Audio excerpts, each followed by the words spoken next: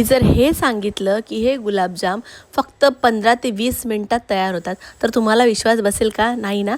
हो, हे खरं आहे की हे गुलाबजाम 20 ते 25 मिनिटात अगदी तयार होतात आणि इतके छान लागतात ना की ट्रस्ट मी. आपण हे गुलाबजाम रव्यापासून बनवणार आहोत. तर त्यासाठी तुम्हाला ना 1 वाटी रवा घ्यायचा आहे आणि 1 वाटी रवा कढईत टाकून त्याच्यामध्ये 2 वाटी मी दूध टाकलेलं आहे.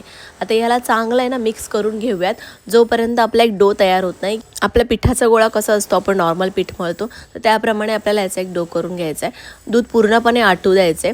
आता यात मी 1 चमचा तूप ॲड केलेलं आहे आणि याला पुन्हा आपल्याला मिक्स करून घ्यायचं आहे. आता याला तुम्हाला थोडंसं सतत हलवत राहावं लागणार आहे कारण की आपला खाली लागू नये म्हणून. आता यात आपण मीठ टाकणार आहोत.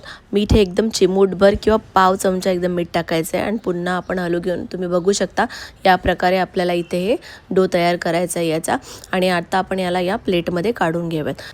आता हे काढल्यानंतर आपण थोडंसं हे थंड होऊ देऊयात. थंड झाल्यानंतर याच्यामध्ये आपल्याला टाकायची मिल्क पावडर. इकडे मी 1 वाटी मिल्क पावडर याच्यामध्ये टाकली होती.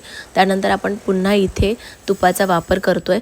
आपल्याला इथे पुन्हा 1 चमचा तूप टाकायचं आहे आणि हे सगळं मिश्रण ना आपल्याला एकजीव करायचं आहे. असं व्यवस्थित प्रॉपर मिक्स करून घ्यायचं आहे. आणि हे मिक्स करून झाल्यानंतर याला आपण 10 ते 15 मिनिट रेस्ट करण्यासाठी ठेवणार आहोत कारण की हा रवा आहे तो थोडासा फुगतो. सो आपण थोडा वेळ त्याला ठेवूयात.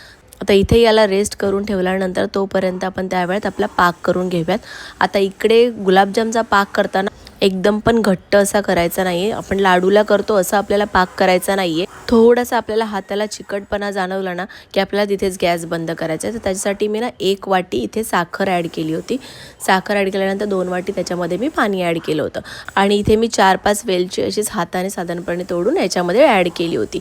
याचा फ्लेवर खूप छान लागतो. हे ऑप्शनल आहे.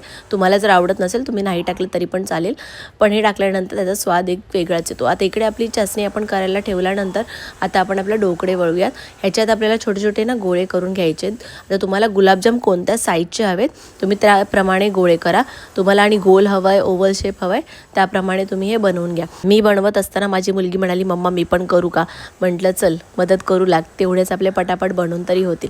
पण आम्ही दोघींनी इथे पटापट असे गोळे करून घेतले आणि हे झाल्यानंतर तुम्हाला हे गोळे तेलात तळून घ्यायचे आहेत.